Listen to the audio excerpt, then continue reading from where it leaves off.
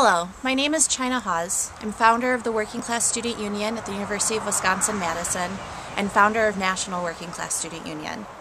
In addition to that, I'm also a graduate of the University of Wisconsin-Madison with my BA, and I was a working class and first-generation college student myself. I wanted to take a minute just to talk briefly about the Working Class Student Union, particularly in light of the fundraising campaign that we currently are running through Indiegogo. At this point, I think it's Friday the 28th we'll go with, we are $295 funded out of our $500 goal, which means we're 59% funded. A lot of people I know as we've been sharing it are a little bit confused about our services because they're not familiar with the words that we're using about working class students. So I want to take it and kind of personalize it for you, not just share statistics. As I said, I was a working class and first generation college student. I attended UW-Madison from 2006 to 2010.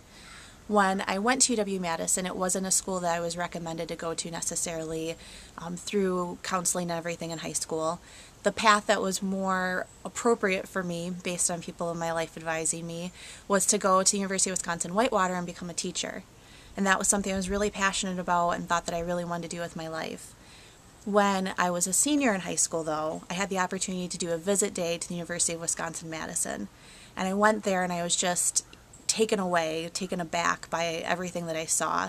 It was students that were more similar to me as far as I was very political in high school, and graduating from a rural high school in Wisconsin, that wasn't something that was necessarily applauded there. And I visited UW-Madison actually on Columbus Day, or Indigenous Peoples Day as I prefer, and several students there prefer to call it. And I got to see students, in Library Mall on that campus, drumming and singing and just really celebrating that day. And that was something I hadn't been exposed to before. But for me, the reality was I couldn't really afford UW-Madison. So when I came home and decided that's what I wanted to do, I applied to both schools, and I got into both schools, but then my parents and I had to figure out if I could actually afford Madison. And I worked my way through college, and so we sat down and figured out mathematically if it was possible. And so that summer I worked about 60 or 70 hours a week. I was a temp doing outgoing sales calls, aka telemarketer, and I was a waitress at a Pizza Hut. When I got to college, I had a part-time job my first semester, just 10 hours a week to really get acclimated with school.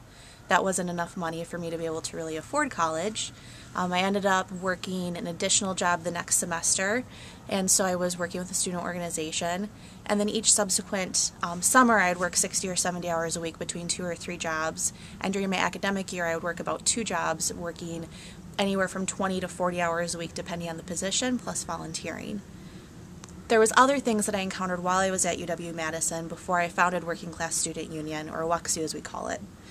My first semester at college, I had gotten a letter from financial aid that said I had paid all of my financial aid in full. And then I got another letter a couple weeks after that. So the first letter, I don't remember the timeline exactly, but the first letter I think came right before school started. And the next letter came the first week of school. And the second letter told me that I owed them $1,000. So I set up an appointment with financial aid and went in and talked with the counselor.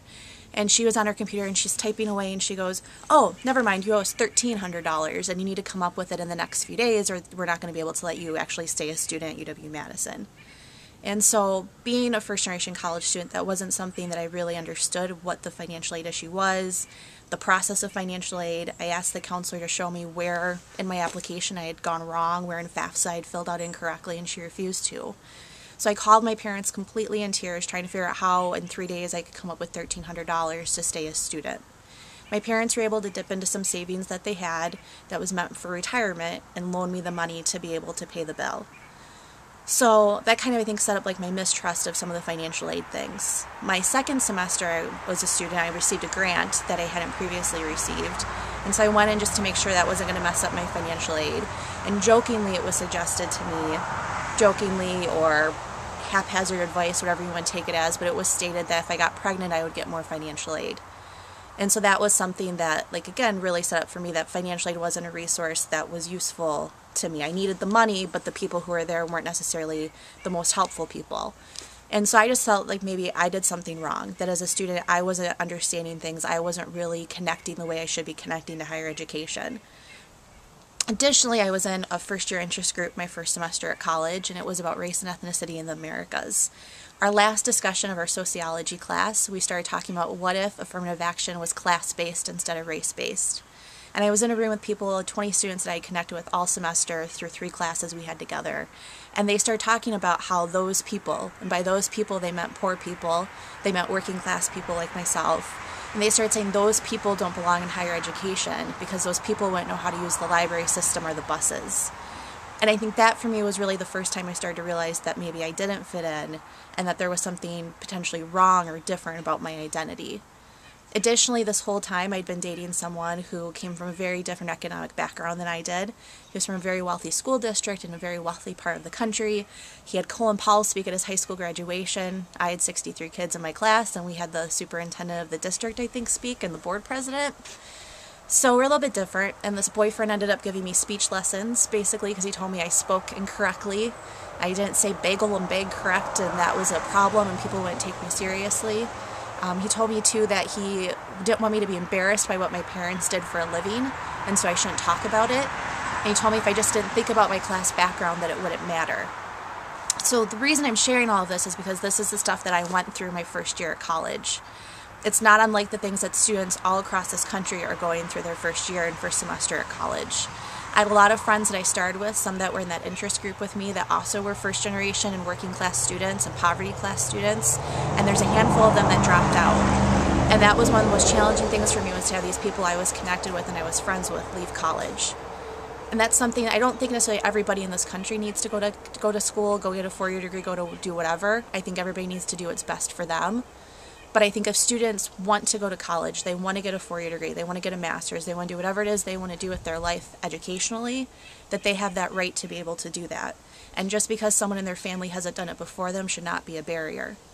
So what I did was my sophomore year of college is I founded the Working Class Student Union. The reason was I was getting ready to drop out of UW-Madison. I couldn't handle it. I couldn't handle the comments that were being made to me by professors, like one who gave a lecture about poor people being the downfall of democracy. I couldn't handle constantly feeling like I was doing something wrong because I didn't understand the rules, because I didn't even know that there was a game being played. And that I was frustrated too by the lack of resources. I worked with financial aid, and I was getting lack of information from them. I had been seeing a counselor, and even he agreed maybe I should be dropping out, and it was my free counselor I was receiving through the university. And so I thought that that might be the best option. But before I dropped out, I wanted to see if there were other students like me at UW-Madison. So I got a couple of friends together. We started a student organization. They let me use their names, basically, so I could get the paperwork. And I created an event that was a forum for working class students to come together and share their concerns they had about University of Wisconsin-Madison, and we could talk about it. At that event, I think we had maybe, 10 or so allies that were in the room, and maybe 5 to 6 or somewhere around there, the numbers are fuzzy to me now, that attended who were actually working class or first-gen students. As kind of typical that you'd expect in some of those situations, it was a lecture hall that was kind of staggered seating. All the working class kids sat down in the front. All the allies kind of sat up in the back looking down. It was a little bit problematic. But out of that, we started brainstorming what were the working class and first-gen students experiencing. And we came up with a list of 50 or 60 different things. Issues like programs that had mandatory internships, and the students were like, how do I do a mandatory internship when I'm working full-time to pay for school? Working more than full-time in the summer to pay for school. They had issues about students who are parents, of how do they juggle having a child that's sick and going to classes and having a professor that's not understanding. Talking about not being able to afford textbooks. All these things that we hear about, plus numerous other ones that I hadn't personally experienced and I hadn't heard of. And that became the foundation of the Working Class Student Union. What we were able to do at Madison was create an organization that was committed to providing advocacy to empower working class students. It also is committed to providing educational services to educate broader campus and campus communities about socioeconomic status and how that plays into higher education. UW-Madison was the first chapter. It was the one that I founded in 2007, and it's still going strong at Madison today. And our hope is that we'll be able to create a national working class student union to foster and support working class student union chapters across the United States and eventually internationally.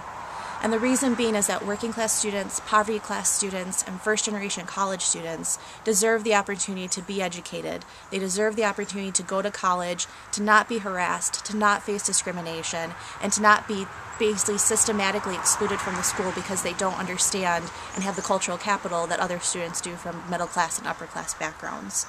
That's my passion, that's my hope, and that's why I founded the organization. And I just want to share a little bit about my story and about why this organization is so important to me. And I hope that you'll take the time to check out our Indiegogo campaign and check out our website. Right now our website is temporarily being hosted at nationalwcsu.wordpress.com. And our Indiegogo campaign is indiegogo.com/fund NWCSU filing fee. I'm going to have the links at the bottom of this video. So if you could take time and check out those sites and share them with your friends, share them on Facebook and Twitter, via email. And if you have $5 to pitch into the campaign, we greatly appreciate it. Because together we can come together and we can support and we can empower working class, poverty class, and first-gen students across this country and help them achieve their educational dreams and help make higher education a more equitable experience for all. Thank you so much for taking the time to watch this. I'm so grateful. Thank you.